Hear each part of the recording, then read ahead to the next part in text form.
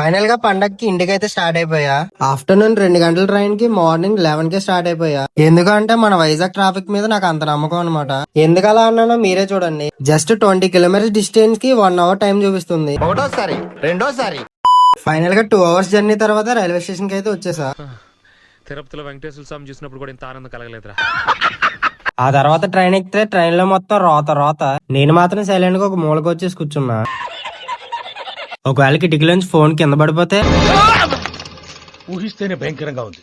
అలా కిటికీలోంచి చూస్తూ ఉంటే ఈ లోపు పవన్ కళ్యాణ్ గారి ఊరైతే వచ్చింది.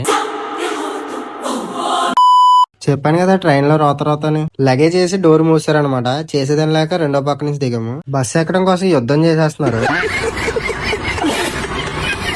ఒక్కసారిగా అలా చూసి బస్సులోకి మంటలు వచ్చేసాయి అనుకున్నా.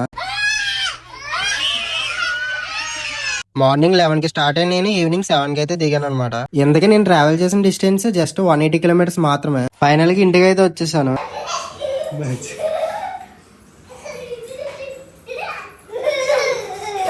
అబ్బా సాయిరా.